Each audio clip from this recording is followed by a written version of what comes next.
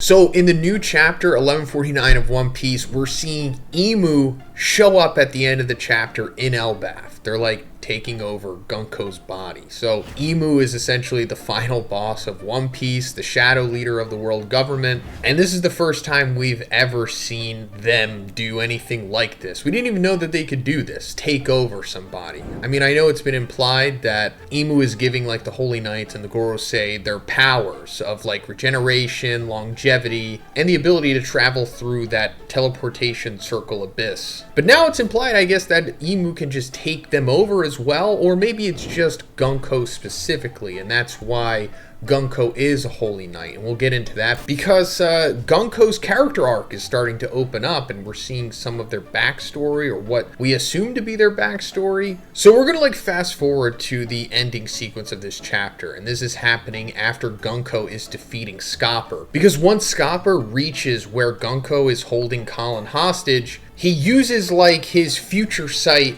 observation haki, just how we've seen Shanks, Luffy, Katakuri, and other characters use throughout the series. He's able to see a couple seconds into the future, or maybe even a minute, I don't know, that Gunko is immediately going to kill Colin before Scopper can make his move and save him. So he just gives up, and then Gunko just blasts him with her arrows. Scopper's essentially done after that point. But after that, suddenly Gunko starts to like disassociate. And these like memories are starting to go through her head. And she's like, you know, whose memories are these? So it has to be Gunko's memories because, you know, it's Gunko remembering them. But she sees like this woman crying out, and it looks like Gunko. Especially because at the end of this chapter, Gunko's hair is like fully revealed, and she has longer hair than what we thought. Kind of looks like Ginny's hair, although I don't think Gunko is Ginny. I know that that was a theory that we had talked about before, but it's a person that looks just like Gunko. We don't see her eyes, but we see like the bottom of her face, which Gunko's is always covered by the bandages, and this person is screaming out,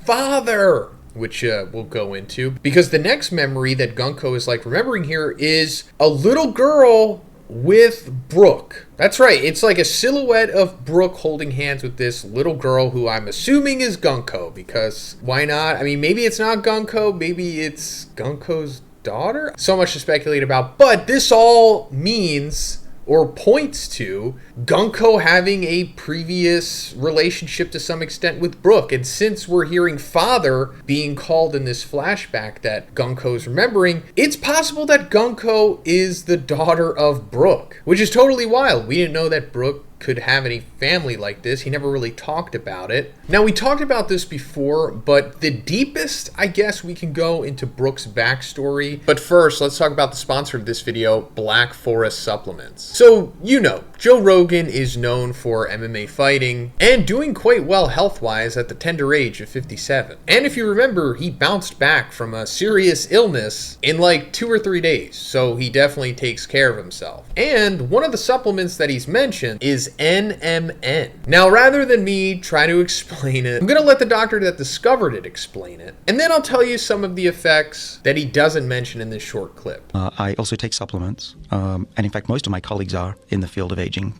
or anti-aging as people call it.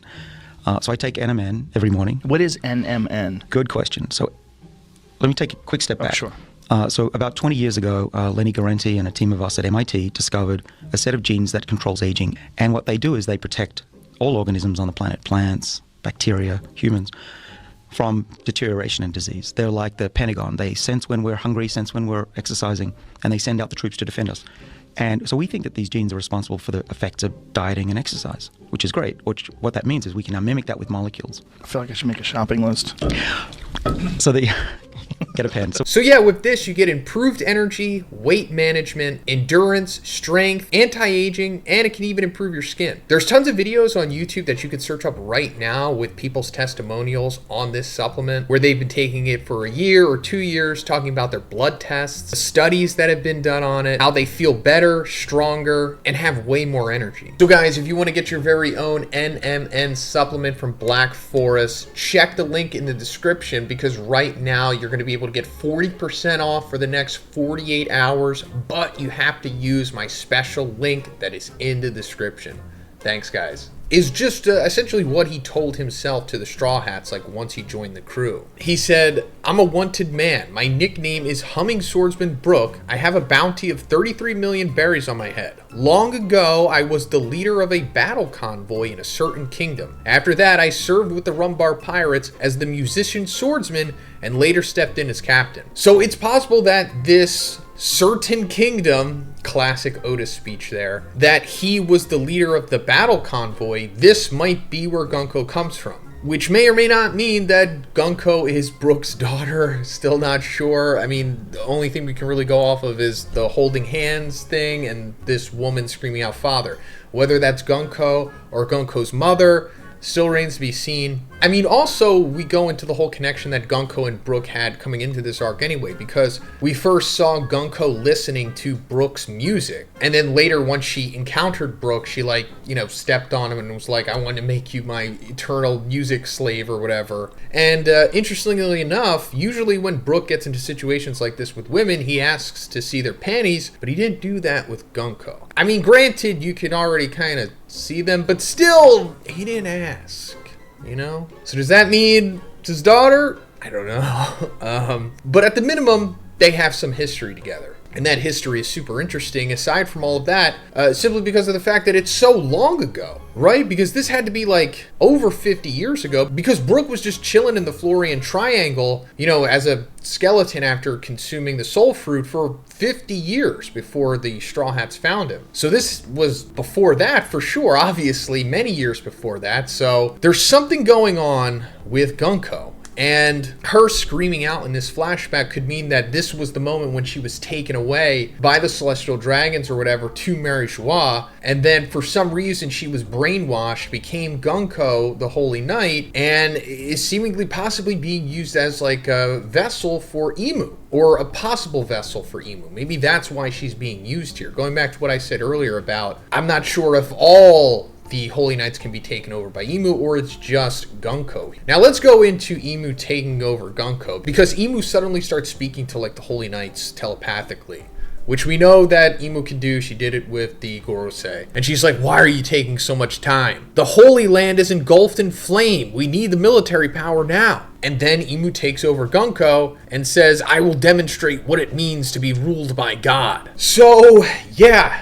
Pretty crazy development. This is the first time, like I said, we've ever seen Emu do this, and this further makes me think that Emu cannot leave Mary Joie, or simply cannot go outside. Talked about this before in a collab with Sai. We went over the theory that it's possible that Emu's weakness is sunlight, like vampire style. Maybe even worse than a vampire, not really sure, but it's possible that whatever's going on with Emu can't go out into the sunlight, and that's why she needs to take over Gunko here, because otherwise she would have just used the Abyss to teleport there like the Gorosei did, right? Now, not confirmed, and this could just be a way of Oda building up the tension with Emu, not wanting to show this card immediately. I mean, this is already a big deal, Emu coming here, but I think this further points to, Emu can't go out in the sun or something. Now, Emu saying that they're taking so long, that has to do with the Holy Knights trying to convince the Giants to fight for the world government. But apparently they need that, like, now. They need the Giants at Mary Joie right now because it is on fire, it's being attacked. I guess it's implied that it's the Revolutionary Army, right? Attacking them, like finally making their move. And that's also interesting because it's like, why do they need the Giants that bad? At Mary Joie right now, they have the Gorosei, the other Holy Knights, Shamrock should technically be there, and then the Admirals could come there too. Like Aki Inu could go there, he's not that far away, and then whoever else they have. So why do they need the Giants that bad? They have more than enough to fight against the Revolutionary Army, unless it's more than that. We still don't know who's attacking it or what's going on, but it makes you wonder, like, they have plenty, but maybe it's not that simple. But now that Emu is taking over Gunko here, we're seeing like Conqueror Haki Lightning, or maybe even something more than that coming off of Gunko here. And like I said, her hair's being exposed much longer than what we thought it was. And now Gunko has Emu's eyes. So what can be done here? Not much. There's only a handful of characters who would be able to deal with something like this. And one of them is already taken down in Scopper. So I guess it's going to have to be Luffy, Zoro, and Sanji. Loki is still injured and recovering. I mean, maybe he could fight for like a minute or two, but I'm thinking like we're going to see Emu just take out a whole bunch of people in the next chapter, maybe giants and whatnot, and then eventually Luffy makes his way to where they are, because Luffy, Zoro, and Sanji, that whole group, they're not where the Emu Gunkko stuff's going on right now. So once Luffy gets there, if he does, this would be a great introduction between Luffy and Emu, which obviously they haven't met before. So this would be really cool, and maybe we'll get a little taste of what Emu's true power is. Well, not true power, because I doubt Emu can use their devil fruit